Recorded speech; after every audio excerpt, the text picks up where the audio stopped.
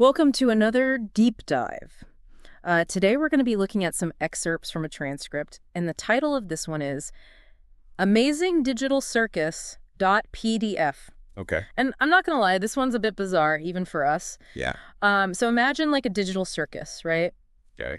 And these characters that are in it who may or may not be human, and a reality that seems to be breaking down all around them. Sounds fun. It's pretty wild.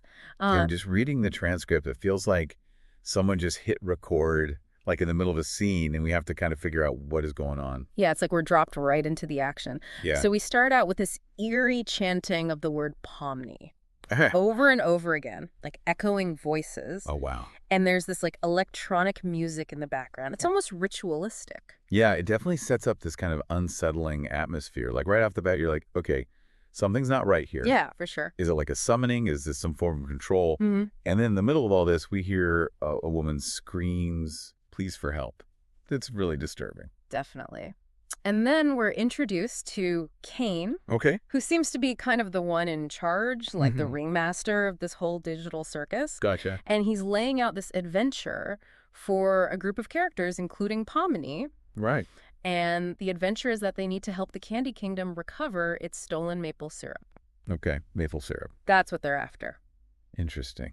So we have a quest for maple syrup, but also this like really dark, unsettling undertone already. Right. It's not your typical fairy tale. Yeah, no, not at all. It's like playing with our expectations. Yeah. You know, you think you're getting a whimsical adventure and then you have these screams and this chanting. And what's going on? Exactly. It's like you think it's going to be one thing and then Yeah. it's totally not. And even the characters' reactions to this adventure are all over the place. Really? Yeah, some of them are like, yeah, let's go. They're really excited about it. And others seem kind of resigned or even fearful. I see. Pomni especially. She's clearly struggling with like what's real and what's not. Yeah. She even questions if she's like trapped in some sort of simulation. Makes sense. And then there's this moment where she literally falls through the map What? of this digital world. Wow. And that's when she meets Gummigoo.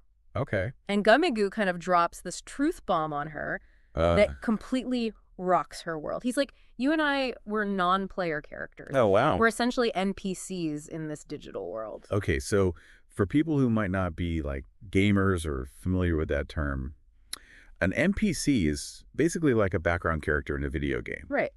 that the computer controls. Yeah, You don't actually get to play as them. exactly. So imagine discovering that that talk as an existential crisis. I can't even imagine.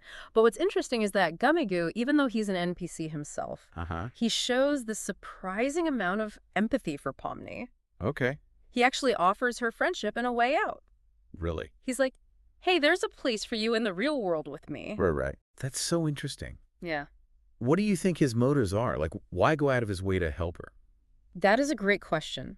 It makes you wonder about the digital circus he comes from. Right. Is it a more compassionate environment? You know, like what's going on there that he would offer that to her?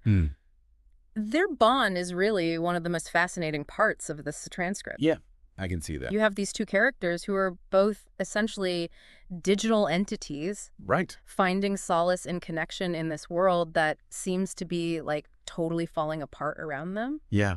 Wow. It's wild. Yeah, it's really making me think differently about like NPCs and, you know, these digital characters. Yeah.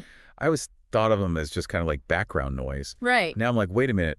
What if they have feelings too? What if Yeah. they're going through stuff? What if they're more than just Yeah, ones and zeros? exactly. It's pretty mind-blowing. Yeah, and I mean, if they can feel things and, you know, form these kinds of connections, what does that mean for us Right. as humans? Huge questions. Yeah, definitely a lot to unpack here. For sure. It really keeps you guessing. You Yeah. get familiar story elements. Yeah. Like you said, we've got this quest, we've got the villain, and then these unlikely heroes. But it's all just twisted in ways that make you question everything you know Oh, yeah. about stories. It does. And speaking of being thrown for a loop, we got to talk about the so-called villain, Dulce de Leche. Yeah. He's got this, like, craving for other entities. Yeah. Yeah, he's basically like a cannibalistic candy creature. Oh, okay. It's kind of wild, but there's something about him that's not so straightforward. Yeah, like what? He's terrifying, but he also throws out these kind of philosophical ideas that make you wonder if he's truly evil or just operating under like a completely different set of morals. That's interesting. He even makes some comments about genocide, which even though it's presented in this absurd, candy-coated context, it still raises these questions about violence and power. Yeah, I see what you mean. It's like the transcript is using this over-the-top absurdity to kind of hold a mirror up to some of the darker aspects of human nature. Exactly. Like it forces us to confront these uncomfortable truths. Yeah, and Dulce de Leche isn't the only one who challenges our perceptions. Oh, right. What about Cain, like the seemingly benevolent ringmaster? Yeah. He has his moments, too. Like what? Well, his comment about blurring the lines between humans and NPCs is particularly chilling. Oh, yeah. In this digital world, it seems like those boundaries between what's real and what's simulated are becoming, like, increasingly porous. For sure. And that just raises all sorts of ethical questions. Like, if NPCs can become self-aware, do they deserve the same rights as humans? Right. What does it even mean for our sense of self if our realities can be manipulated so easily? Yeah. Those are big questions. I don't know if I have any answers. Me neither. Yeah. It really makes you think. And then there's the funeral for Kaufmo, Right. the character who abstracted. What does that even mean? Is it like digital death? Yeah. And like, what are the implications of mourning a character that may or may not have ever truly existed? It's like a whole other level of grief. It's like we were talking about earlier with how you feel for the NPCs. Uh-huh. It's a weird kind of loss. Yeah, it is. Yeah. And I mean, for Pomni, the loss of Kaufmo is like compounded by her own loss of self. Absolutely. She's going through a full-blown existential crisis. It's like everything she thought she knew about her world, her identity, her memories, it's all been called into question. Totally. Which brings us back to Gummigoo and his offer of friendship and a way out. Right. He's not just offering her escape from this digital limbo, but a chance to find a new sense of purpose in his world. It's such a stark contrast to the coldness and manipulation we see in the Digital Circus. Definitely. It's like Gummigoo represents a different kind of reality. Yeah. One where compassion and connection are not just possible, but vital. Absolutely. But even with Gummigoo's offer, Pomni's journey is far from over. True. This transcript ends with so many questions hanging in the air. Like, what will happen to her in the real world? Yeah. Will she be able to piece together her identity? Yeah. What about the Digital Circus and all the characters within it? Will it continue to blur the lines between reality and simulation? It's definitely a story that stays with you. Yeah. It makes you think about this evolving nature of reality Oh, yeah. in this digital age Right. and your role in shaping the future. Absolutely. One of the things that really struck me about this whole thing is how it challenges our assumptions about what it means to be human. Like, here's Pomni starting out believing she's human, only to have that belief just completely shattered. It really makes you think.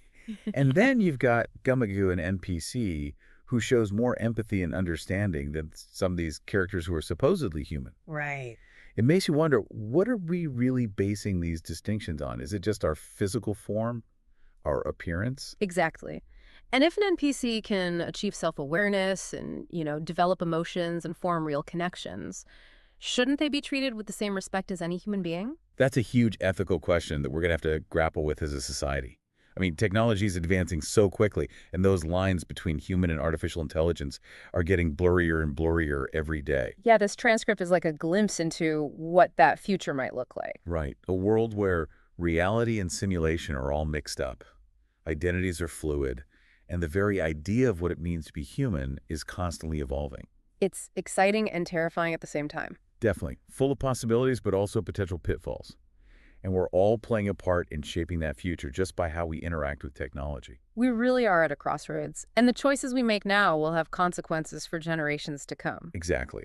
Do we want a world where digital beings are just exploited, treated like tools? Or do we want a future where they're recognized for their sentience and their capacity for feeling and given the respect they deserve? It's a lot to think about. This deep dive has taken us on quite a journey. It has.